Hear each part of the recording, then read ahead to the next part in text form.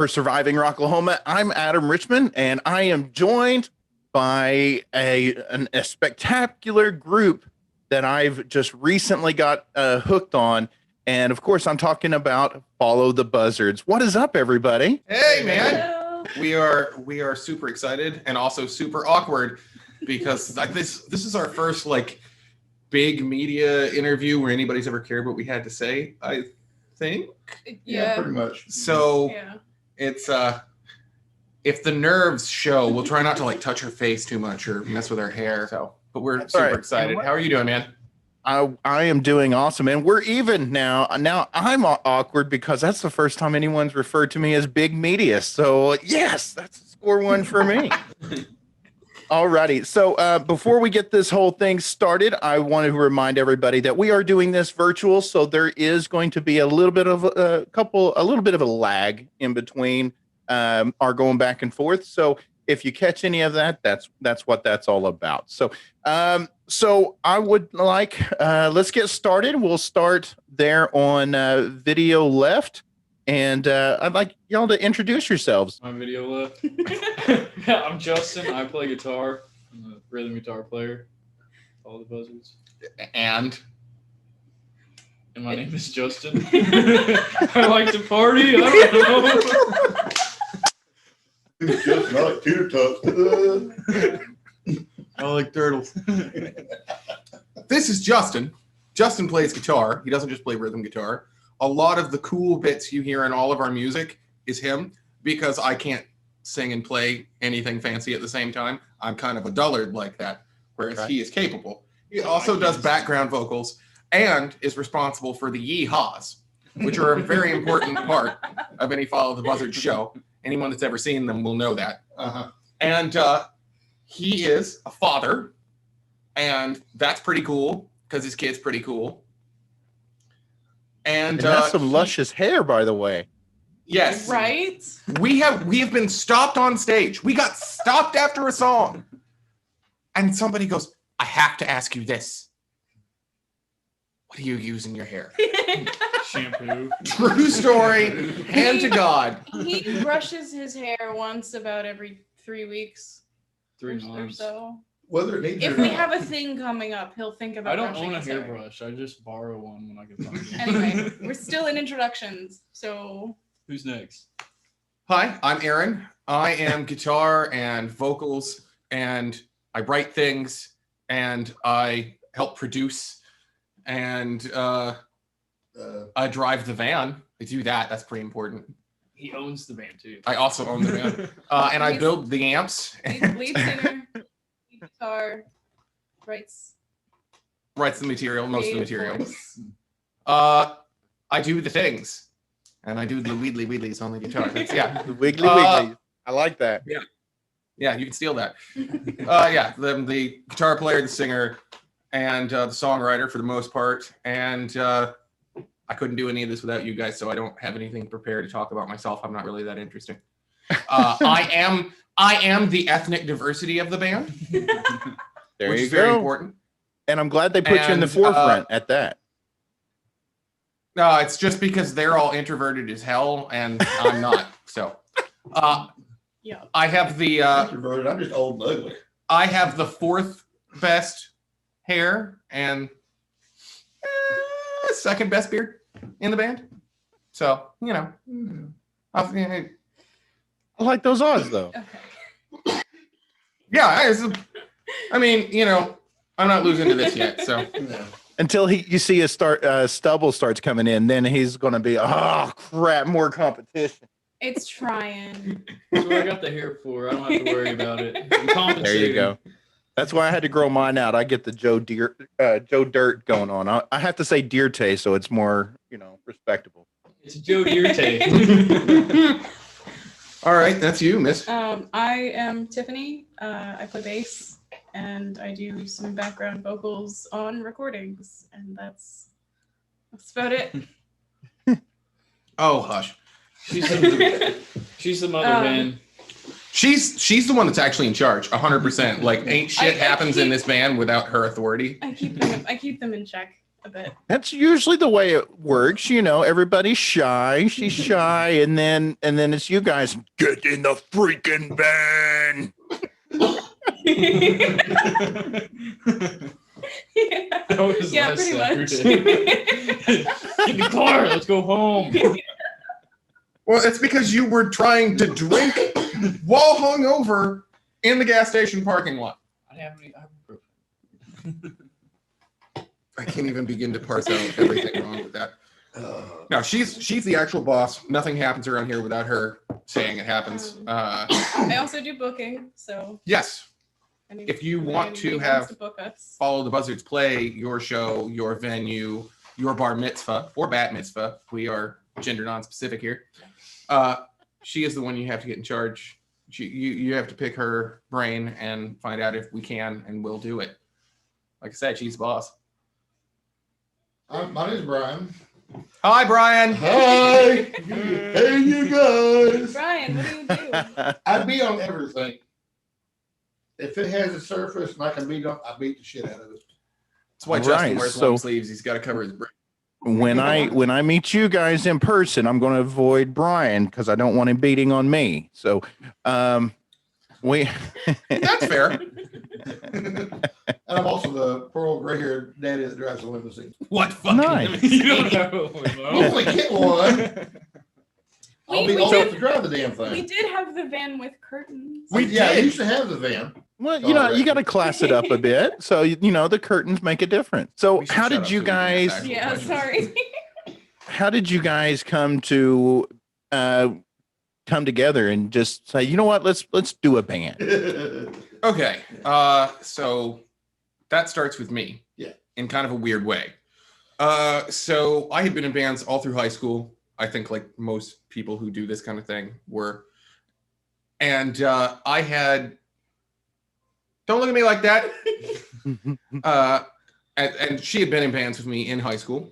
And so I was in the process of trying to put something together for reasons which are not important and never came to fruition. But I was like, you know, I need to get a band back together. I hadn't been in one in a long time and I was bored and needed an excuse to get back to collecting guitars. So I put it on an ad on Craigslist because everyone in Oklahoma plays guitar. Nobody plays drums. And I was like, I need a drummer. And big man here answered, I think the second or third person to answer the ad. And he pulls up, and you might not be able to tell from the video here, but He's a Brian giant. Brian is like 6'2", 6'3", as broad as a door, and covered in tattoos. And at the time, still had blonde hair, long blonde hair, big beard. He unfolds himself out of, it was a Ranger or an S10, like unfolds himself out of this car and turns to look at me. And I'm like, he's going to bury me in my own backyard and he'll still never find me. I'm just going to let him set up and try out and then be like, oh, reason I can't do this, and go on with my life and hope he doesn't murder me. And then he set his kid up and I was like, fuck, he's good. God damn it. Okay.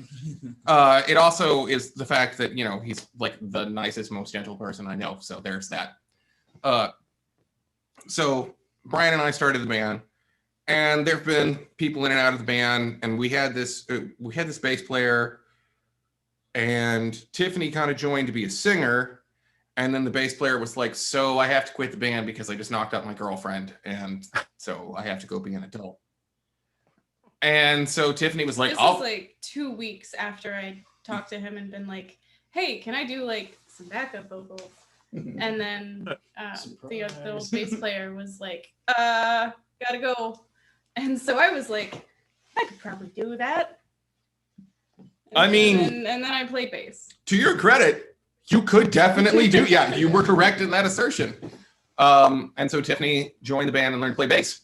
And it has all come completely full circle now, because rehearsal before last, we were going to work on a cover.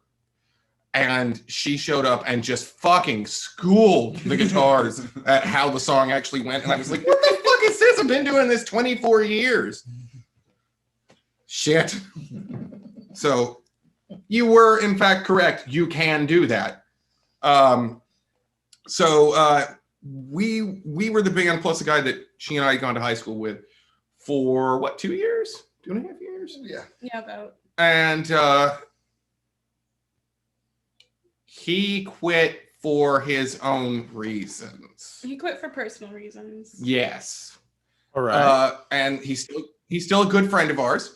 And he is we should name Lefty. Lefty was an important part of the band. He was really important. Yeah. So he's the guitar player on the last record. Michael Lefty Robinson was really important to the band. He's a guitar player on the record that you can get now. With the Sinners. With the Sinners, yes, thank you. He is a great guy who got sick of our shit, which is fair. I've met us, I know. And so once again, I was like, fuck, work once, why not again? I was like, back to Craigslist. And the first guy to answer our Craigslist ad was him. Yeah, the boy. First answer, first audition. And so he has this audition and he leaves and she goes, he's it. And I'm like, well, we've got like 15 other emails we got to go through. We auditioned in various combinations of the three of us. Shit. A lot.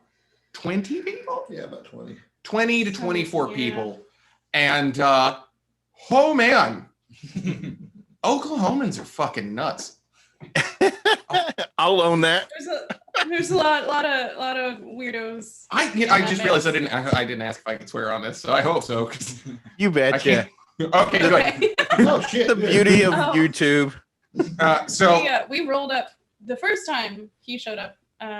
We rolled up and he had beaten us here for his audition, and I was like, he looks like a fucking crackhead. He looks insane.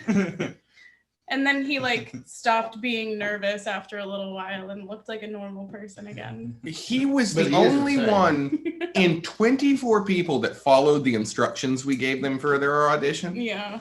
Because I can't tell the story without going over some of the highlights of those auditions. We had the kid who, because we put in the ad, you got to be 21 because you got to be able to get to bars. Because the that's kid that had like literally graduated a week before. so the kid whose mom brought him, who was 18, he bought a brand new limited edition Gibson SG, brand new, still had the tags on it because he was so sure he was going to get the gig. Showed up, brought stuff out, and his mom sat in my driveway and like skunk-eyed me the entire time we were walking up the driveway because she and I showed up late and looked fucking hungover because we were. And yeah, and I mean, we had 21 and up on the thing. yeah, so- and so he didn't make it. There was a dude that tried to fight me in my own house because he didn't feel like we gave him enough of a shot, and was like, "No, let's take it outside." It's like, it's my house. I'm not gonna fight you. I'm just gonna shoot you. So this is the South. Like, what do you think's gonna happen? Like, Don't make me there call was, my mom. There was the guy who showed up, and he showed up, and immediately we were like, this isn't going to work, and then wouldn't leave. And then there was when we told Justin he was in the band, that you filled this. This is your... They sent me a text that, all right, you're the one, you're in the band. Come on, we'll do a probationary rehearsal, something like like that. we're having practice. Come hang out, learn some stuff. And whatever. so we all get there, and then a couple minutes later, somebody else pulls up to audition. We all minus me because I was sleeping because I had done Jello wrestling the night before. Won $100. Got really, really drunk, way too drunk, and just like slept through the entire audition that I had like scheduled. So this guy shows up with his girlfriend, which is weird. Yeah. And like I look to Justin, and I'm like, Let's go see what he wants. yeah, let's go see what's up.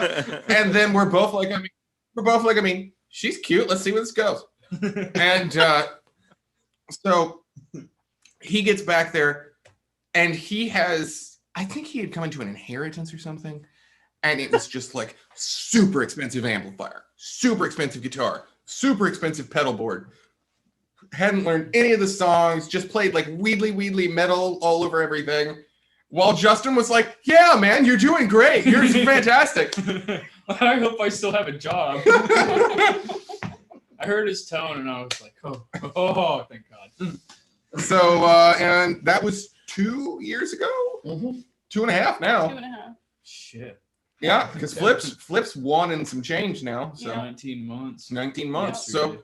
So, that was how Justin joined the band, and we said, all right, here's the set list. You've got you've got 6 weeks. You got to learn 3 hours of material because we've got to go play a 3-hour show. Wow. I can't imagine coming up into a full catalog and saying, well, all right, well, you're gonna run the marathon in 2 weeks. So hope you got calluses on your fingers. So that's actually kind of, That's what we did to you. Sorry. That's I 100% what we had did to a you. little bit more time than that, but they were like, Not you much. got to learn the set list in like 2 months. We got a show in 2 months already scheduled, so like, get to it. Here's some Red Bull and some Adderall. Okay, so we've got. I was looking through your Reverb Nation and checking out some of your music because I like to at least somewhat be educated as I come into when I'm meeting you guys. And I've got to say, now see, I grew up on classic rock. Bob Seger, Leonard Skinner, AC/DC, Van Halen, not Van Hagar, by the way, R.I.P. Van Halen. But we have got. I was listening through your music, and I really dig it. You guys have a classic rock sound to you, little and through the different songs. I mean, I feel different influences. Is that intentional? Oh, 100%. Oh, yeah. Absolutely. We're a tapestry of artists. Somebody soundbite that. I want that. Somebody soundbite that and send it to me. That one's going on the clip. Musically. Yeah. So Eclectic. Justin here is like super into thrash and super into that classic rock stuff and super AC/DC, Zeppelin. yeah. And I am really into like classic rock, of course, which is the common thread that runs through everybody here. Classic rock, a lot of it more off the beaten path for us, but classic rock still. But I'm into like weird English bands that nobody in America listens to and like hardcore punk and that kind of stuff. And Tiffany is super into like hardcore punk and lots of metal that nobody else in the band listens to. And then Big Man here is super into the classic rock stuff, but also a lot of the big 80s stuff that we don't listen to. And when you combine all that together, you get whatever the fuck this is, which people seem to like. Yeah. So I'm going to blame her for La Vendetta then, because that one to me felt really, really punkish. That's all What? him, but that Yeah. is one of my favorite songs to play. Well, it won't read very well on camera here, but you can see my black flag and Operation Ivy tattoo. I am, like I said, I'm a huge hardcore punk fan. La Vendetta was part of my bachelor's degree dissertation, and which was about comic books stuffs and Alan Moore and it's a lot of things. But I wrote it as an acoustic Bob Dylan kind of thing. And then, what was it? The Watchmen movie soundtrack. Yes. My Chemical Romance did a cover of Desolation Row. And I was like, oh, that's neat. I think I could do something like that with this. And then I did something like that with that. And everyone was like, well, that's pretty cool. And we never got it right. Not one goddamn time that we rehearsed it. We never got it right. And we went to the studio and we're like, we'll try it anyway. And it's the first time we ever nailed that song in the first take. And that take on the album is that take. We did it one time and never did it again. That drum break, we did not have a plan for because we never made it that far. No, it was just thrown in there. And if you'll notice on the track, it's a measure short. It's a 4 measure, 3 measure drum break. So it's But it fits. Odd, but it's there. It fits. We all came back in on the one. It's there. It works. So yeah, no. Fuck what you're buying, man. La Vendetta is definitely one of my favorites to do because I get to do my mock national anthem intro, which it's the tribute to Jimmy there, and then I take it into weird, noisy punk rock guitar because I want to be Greg Ginn, but I'm not. So I play as fast as I want. And you got to come to a show because when we play it live, it's about twice the speed that it is on the record. Yeah. So it's that whole I watched that thing you do. So it's kind of like that. You wrote it for one thing and that ended up being something like way faster. So I dig that. Yes.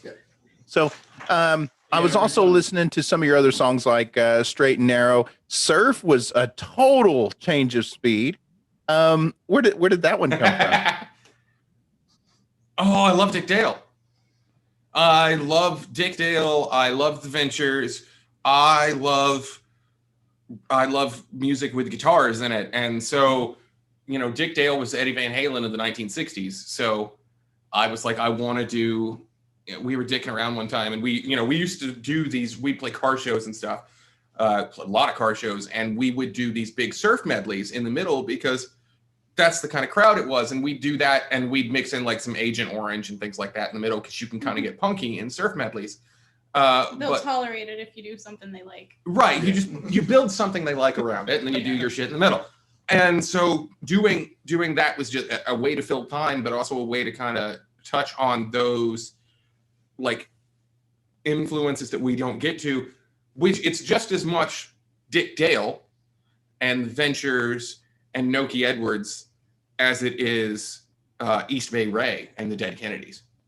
Because like if you the solo in that recording that's on our Reverb Nation is actually the solo from Holiday in Cambodia, but I just moved it up 2 keys so it would fit in that song, which I don't think anyone's ever noticed. That's a thing now. Everybody can go listen to that. It's the solo from Holiday in Cambodia, but it's not. So. You know what I'm saying? So I mean, you changed it just enough. It is. But yeah. We don't have any fucking money. He can sue me if he wants to. I really do. I really dig the retro, the classic. I notice how clean the sound is, which I extremely appreciate just for my personal music taste. I also noticed that you really don't have too many slower songs. So the upbeat tempo carries over into your new song that you've got coming out. And if we could switch gears, talk to that a little bit. October 25th, a big day as the new song and video drops. Let's talk a little bit about that video. The video was a long time in the making. I think Justin and I, especially Justin deserves all the pats on the back from everybody for how much pre-work he put into the video. For scouting locations with the director and the videographer and setup and all that. The video was filmed entirely at the Stone Church, which is technically in Tulsa, but more or less in Sand Springs. It's like right on the border there. And it is kind of a trip to go back and watch. We got to film some of it in like actual VHS to do certain effects and things like that. We all got to dress up like we were going to church and wear church robes. And none of us caught on fire. And none of us caught on fire. And there was a legit bottle of holy water that had been in the church since they bought it in the 80s. So that was pretty cool. That we got to use as a prop. And it was wild shooting that video and getting to, because the video is kind of about like, so we've all heard Cult of Personality by Living Color, which if you haven't, pause this, go watch the video. I'm going to drop a link right there, and then you all can click on that. Go watch Living Color's Cult of Personality. I wanted to do something like that and talk about how people deify leaders. And the line in that song that stuck with me most was, "You give me fortune, you give me fame, you gave me power in your God's name."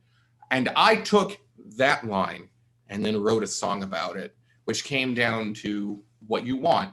You don't know what you want, so how could you know what you need? And the video definitely reflects that, with me dressed as the pastor and these guys as the choir. And it was crazy. There was like a legit movie crew that shot that video. I don't know who Ryan bribed. I don't know who he's got dirt on.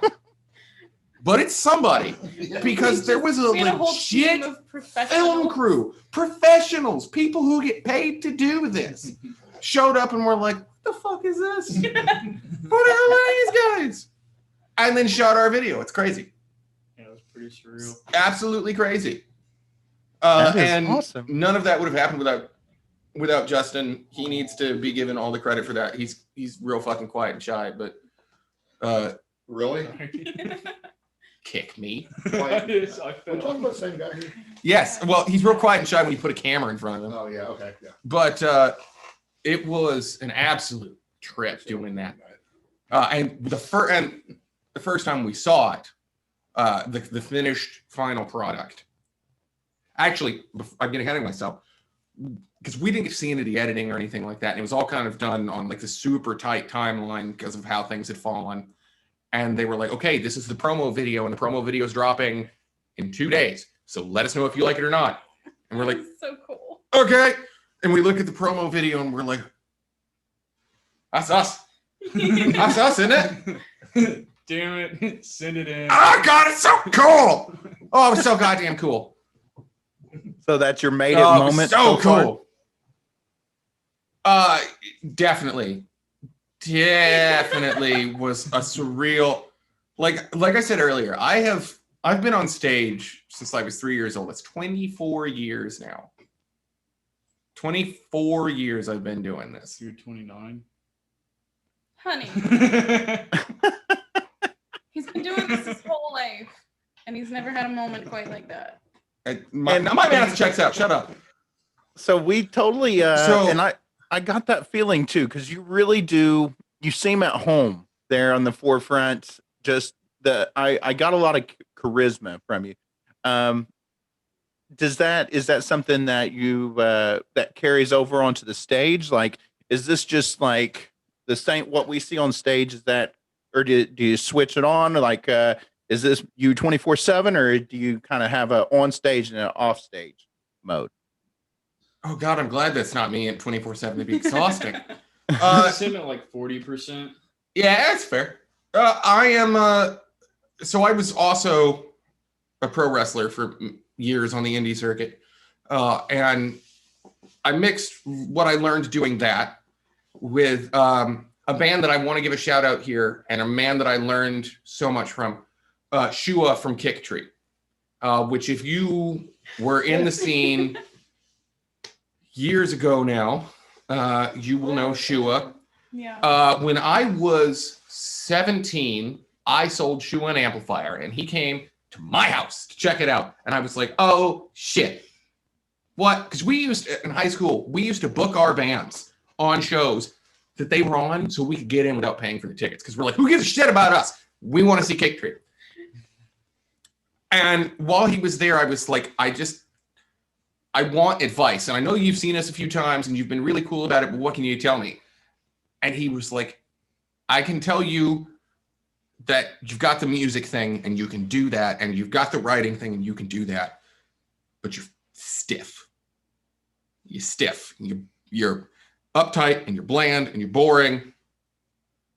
And the one thing I learned in the Army, I'll remember this till the day I die. I'll be 80 in a nursing home with no memory of who I am. And I will remember this fucking quote. The one thing they taught me in the Army was never make yourself profile. The microphone is the target. And the people in the audience are going to shoot at you if they don't like you. Never make yourself profile.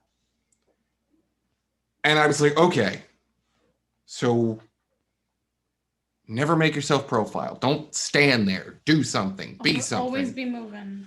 And then I was just like, all right, do that. And then as I was wrestling, I was like, oh, it's just, you just got to be you, but to 11 on stage. Like the guy that I am on stage is still me. I'm not I'm playing a character, but it's just me, but more intense. It's, you know, I might not necessarily talk that way naturally, or my mannerisms might be more exaggerated.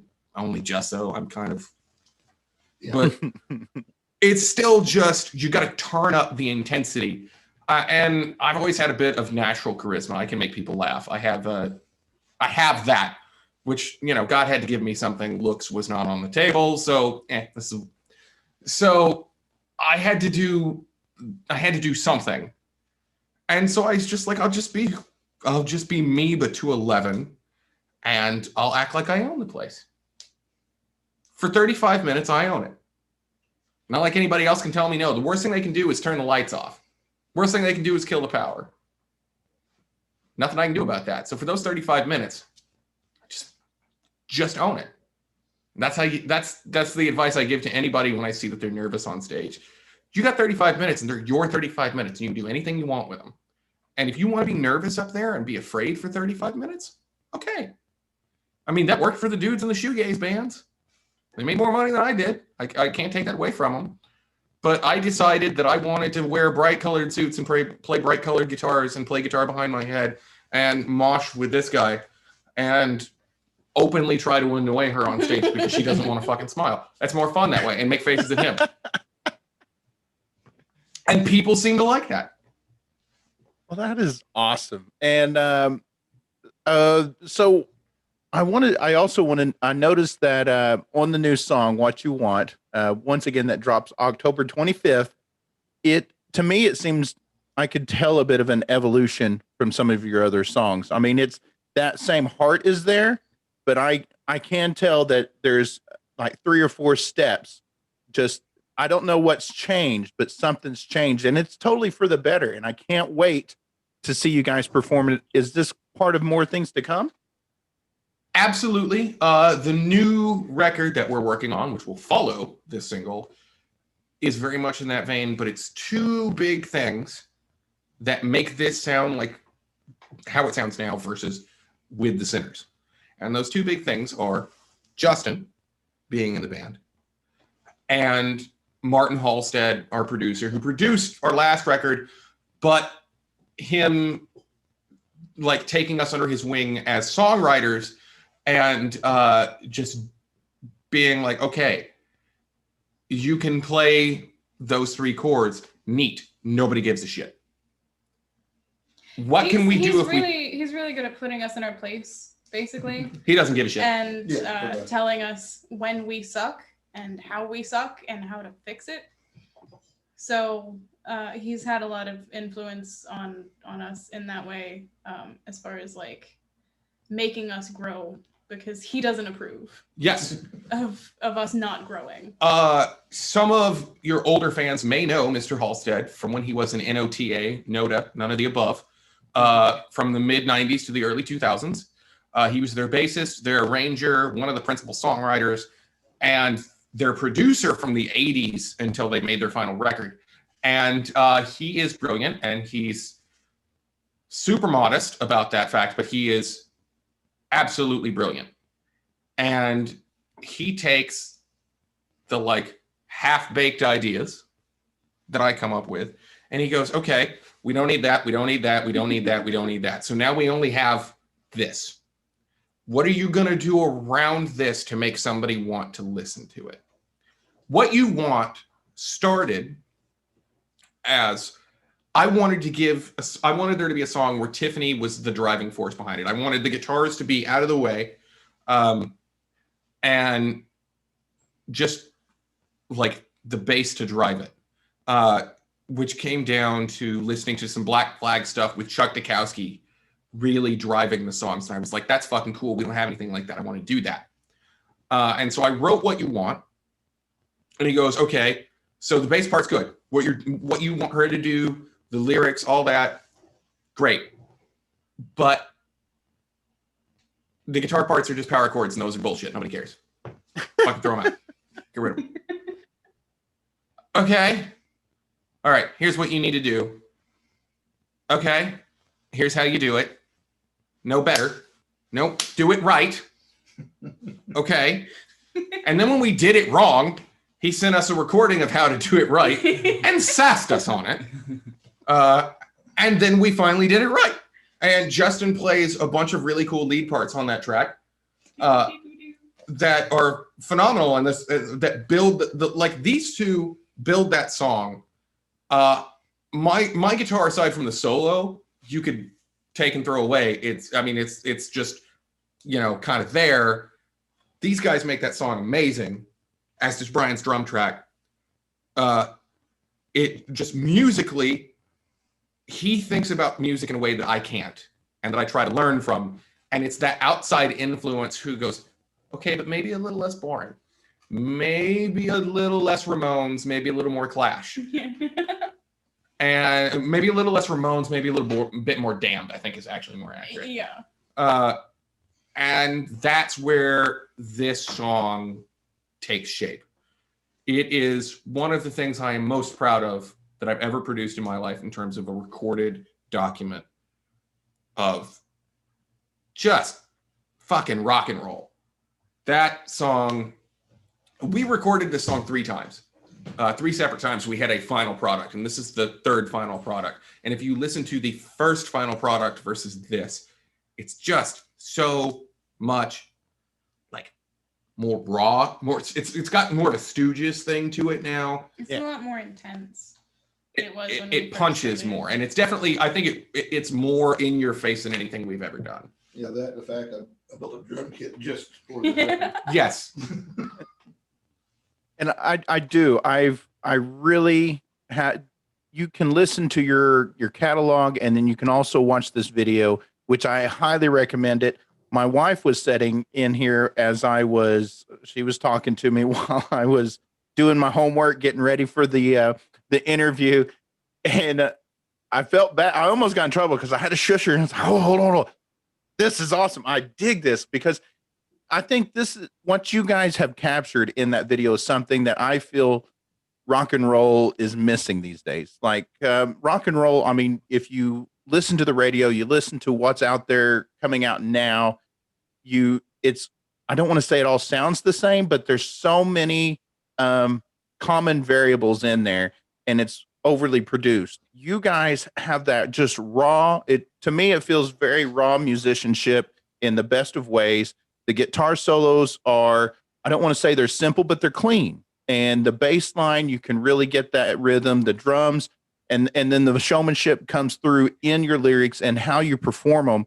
And I think that raw is a beautiful way and a simple but perfect way to describe your music. And I really do. I hope you guys keep that going forward. And you said you're working on the album now. Are we going to see very much variation, like in some of what you've released before, or what other tricks do you have up your sleeves there? I don't think we could do an album for the songs the same if we tried. Yeah.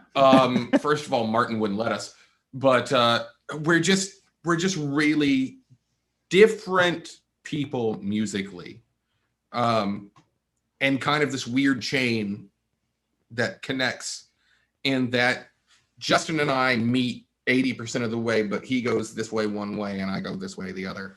And same with Tiffany and I, and same with Brian and Tiffany and Justin and everybody. We all kind of intermingle in these ways. So, the first, With the Sinners has like a ska punk song on it, and La Vendetta, which is, full ahead, like 80s hardcore punk, and has a like straight ahead kind of AC/DC kind of rock and roll song on it with Straight and Narrow. And none of that was intentionally sitting down and saying, I'm going to write a song like this. I'm going to do a song like this. It's just, you sit around with the guitar and you come up with some words, or you hear a line somewhere, and that's what you get out of it. Like the one I wrote 25 years ago that was completely different from what was wrote. Right, yeah. When we got our hands on it, it became like a teenage tragedy ballad. Teenage Hollywood, which is on With the Sinners. The next song that people will probably hear from us, Ryan's not here, so he can't stop me, Go ahead. is Next Time. which this is getting a little inside baseball, probably for some people, and they may not like it, but that's my show. They, what are they gonna do? Write me angry letters. I get plenty all the time. Next time is the song that I wrote in the days following the killing of George Floyd.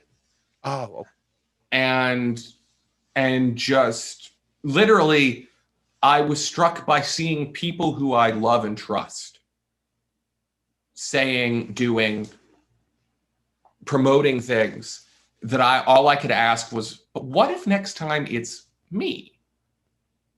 I'm a black man in America. I know I don't sound like it, but it could be me. I'm well aware I sound like John Ritter. I've heard me.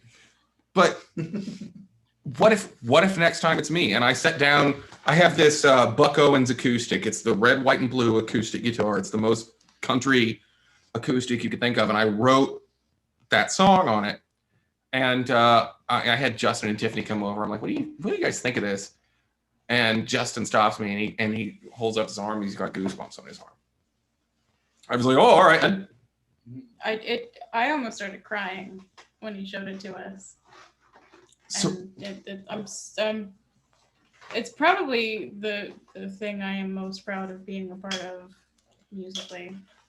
So that's in the can, and it's I think completely done aside from maybe a couple of background vocals here and there. So that'll probably be It's almost ready. next thing that anybody hears, and it's totally different from what you want, but at the same time it carries forward that we try to avoid, like you mentioned, modern rock radio and this stuff, and it's just really safe. Mhm. Like, your mom wouldn't have a problem with you listening to modern rock radio, and I don't like that. When I was 15, we didn't get a CD player in my house until I was like, no shit, and until I was in my 20s. My parents didn't have a CD player, nothing. We still had a record player. When I was 15, I got Zeppelin 1. And my mother threw my first edition original pressing, Zeppelin 1, into the lawn like a fucking frisbee because of the middle interlude of Whole Lotta Love. You know?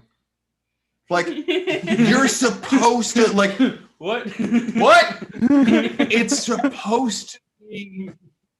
It's supposed to be like Black Flag had on Damaged. It should be anti-parent. It should be rebellion. If you're just like your parents, what are you rebelling against? Thank you, Jello Biafra. Mhm. Like, and I want to do that. I still want to do that. I still want to represent those. It's the reason for the goofy fucking way we dress here. Is like, we looked everywhere, and everybody in rock and roll wears black jeans, black t-shirt with a band logo on it, maybe a jacket, and they play a black guitar with black amps, and they do that thing, and that's it. Or if they're a hipster band, they wear fucking plaid and they play a wood-colored Strat or Telly, and they play little combo amplifiers that the PA has to, carry out. But it's like, that's it. And that's boring. I've seen 1,000 people do that, and it's boring. It was cool when Sabbath did it because nobody was doing it. It's boring now because everybody's doing it, including the bands your mom listens to. So I was like, fuck it. All our amps are going to be red. And they were like, wait, red? What are you doing? I don't like red. And I was like, too fucking late. I spent the money. It's already done. I built them. Oh, and we're going to wear red. What? And I was like, no, I got a red suit and I got red shoes. We're doing that now. I got red guitars. Okay. But I don't know. It's counterculture. It's different. It's just not boring. At the end of the day, I don't want to be bored. I absolutely love that. Plus, fucking- brownie points because red's my favorite color. So, but, I don't like red, but I gotta give it to him. It looks good on stage. Well, on a different perspective, since they're half my age, I'm 51 years old. I know I look a little more ancient. 51 51. I haven't heard any good music on the radio since the 90s. Very fair. I mean- very fair. I don't know. That's when I quit listening to the radio. The Foo Fighters have made some pretty good records since then. And so have the Chili Peppers. But I don't listen to the radio. Fair enough. Also, roll this way a little bit. Oh, you're like almost out of frame, yeah. There you No, go. and There he is. That's what I'm going to do when here once I crack 40s, 45. I'm going to grow a beard out so I can hide everything, and then I think it'll be all right. And by the way, in the video, I love that top hat on you, man. You've got to rock that every show. Everybody says I But, look like Leon Russell, so he wore white. I went with red. Hey, this is Tulsa, man. That's Leon Russell's a legend around here. Oh, But, yeah. Absolutely. Well, and I applaud you too for going ahead and taking a chance and bring something from the heart, whether it might be controversial or not. Punk, you can feel a lot of punk in your music in every track, and that's one of the core bases of punk is do what you feel and screw anybody who doesn't like it. So I do applaud you for that, and thank you so much for not always playing it safe.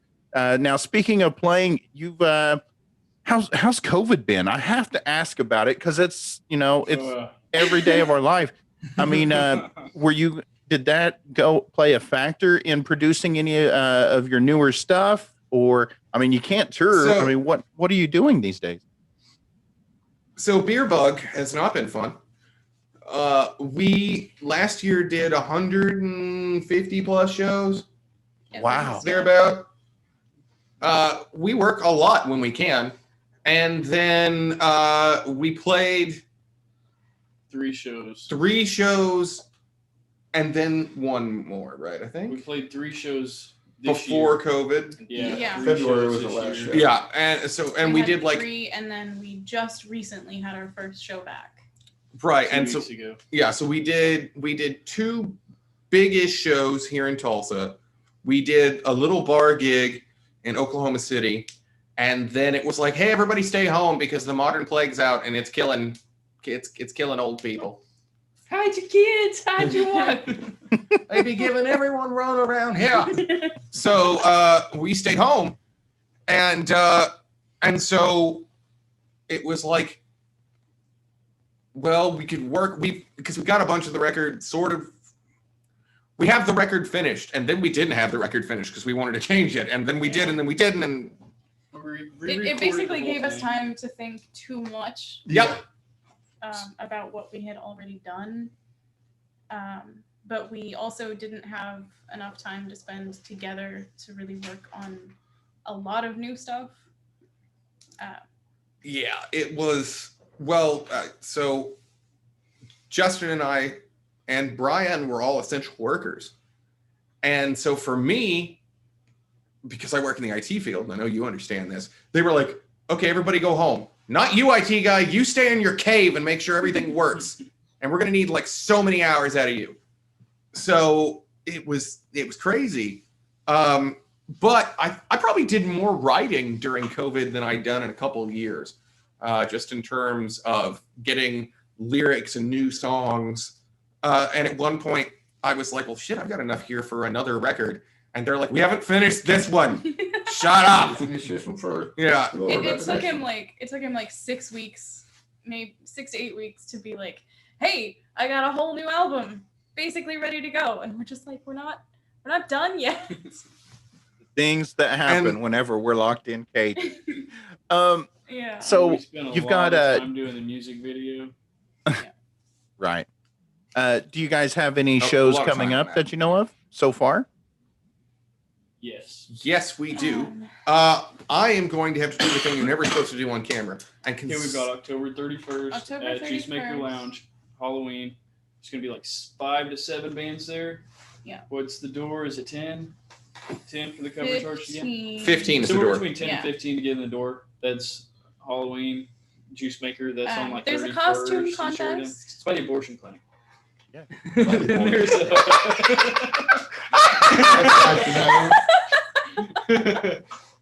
There's It's a really nice place. it's a very nice place. I love playing there. So The Juice bar, not the abortion clinic. Juice Maker So is many jokes, and none of them I can tell right now. Juice Maker Lounge is also down the street from Badass. Night Trips, Yes. and also across the street from Hubcap Kings. If you're not familiar with the women's health clinic, I think So we that's- have just hit just about every demographic in Tulsa with that last couple of sentences right there. you got no reason not to be there. So that is Halloween. There is a costume contest. We will be in costume, so come check that out. We do those every year. Wear masks. Wear a mask, Yeah, wear a mask. because the Rona ain't over, and please don't kill other people. But the reason I was getting my phone out is I because know, because so yeah. November the 7th, we are going to be playing in Oklahoma City at the first annual OG BMX Cup, which is going to be like a youth event where they're going to be doing some BMX racing, things like that. And there's also going to be a bunch of bands, including us. And it's going to be a good time. And all the money goes to charity to support these kids to be able to do what they do. So that's super cool. Make sure you come out and check that out. If you check on our Facebook, we don't know the venue yet. No, We will Yeah, be I'm not announcing them sure. in the next couple of days. We It'll don't be on have all the Facebook page. details just yet. We just found out about it like a couple days ago. and then I know I'm missing one, but one I know for sure is we're playing New Year's Eve at the Fur Shop. Is this 3 years running? Yep. Yes. 3 years running at the Fur Shop, which might be my favorite place to play in Tulsa. And, First shop. In addition to the upcoming shows, which, by the way, you can find on survivingrocklahoma.com, click on the calendar tab, and all of the Follow the Buzzards upcoming gigs as they're released will be announced or will add into that calendar. And you guys can even subscribe to that. And so it will pop up on your Google calendars. And I expect to see so many. I expect to see so many great things from you guys. I absolutely love the sound. Keep doing what you're doing. And if they're, like I say, I totally had a brain fart. I'm editing that out as well. So I like to give everybody an opportunity to thank anybody they want to, anything they want to plug, anything they want to shout out. Follow the Buzzards. The stage is yours. Cool. Check out followthebuzzards.com. That also has our calendar and the like on it. It also will have links very shortly where you can buy exclusive online merch, including a limited edition t-shirt, which will have the logo of our single on it, which is pretty neat. And Says we will our have name. new designs up in the near future. Yes. Still working on them. New designs will be coming soon. All kinds of goodies. All kinds of stuff. You can buy masks, beer koozies, t-shirts, buttons, hats, Everything you can think of. everything. With our Also, name on it. right? Toilet paper. Please go to our Instagram and our Facebook, which you will be able to find because, we need those. We need the subscribers because without those, venues are like, nobody's going to see you. So please go do that. Like, subscribe, share, all that fun stuff. I would like to shout out Mugan Music because we would not be where we're at without those guys. Our label is awesome. Our label mates are awesome. Special thank you to Had Enough Yeah, he for was in the being in our music video. Yeah. And letting me full on facepalm him in the schnoz for a shot. That was cool. He was a real bro for doing that. Thank you to Martin Halstead. Like we said, we couldn't do this without him. Hopefully he watches this so he can see us kissing ass. So he'll be nice to us. But thank you to the Stone Church for letting us use their space for our music video. And thank you to any and all venues that have welcomed us pre-COVID and post-COVID, especially the Blue Note Lounge in Oklahoma City, which welcomed us for our most recent gig. That was a great time, and we hope to be back there soon. Justin, you got anything you need to tell somebody? I'd like to thank my mom and my wife and the good Lord, I guess, for letting me be here. Moving on. You got anything? I just want to thank my aunt for being supportive of me and keeping me alive, I guess. Big man? Oh, I'd like to thank my heart for not stopping last December and keeping me alive. This is true. Yeah, This he is had a heart true. attack. He's Yeah. he's had a heart attack in this last 12 months, and he still kept going. So he's indestructible. It's crazy. But thank you to everybody who checks us out, who likes our pages, who listens to the music, who buys the merch, and keeps us going. Just thanks for giving a shit. Yeah. Mm-hmm. And also, thank you, sir. Yeah, we thank really you. appreciate this. We really like no. We really do. It means Yes. a great deal to us. Well, Sincerely. I am absolutely honored to be sharing this conference call with you guys, and thank you so much for sitting down with me. I will have a write-up on the new track, which everybody can catch. It is called "What You Want." It is dropping October 25th.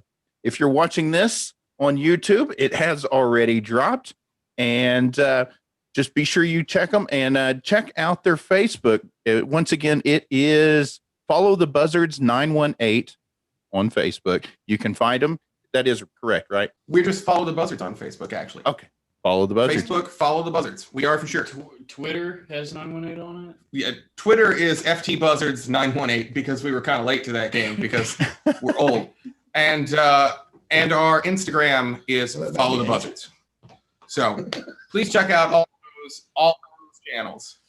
We are Follow the Buzzards, and you're surviving Rocklahoma. We are.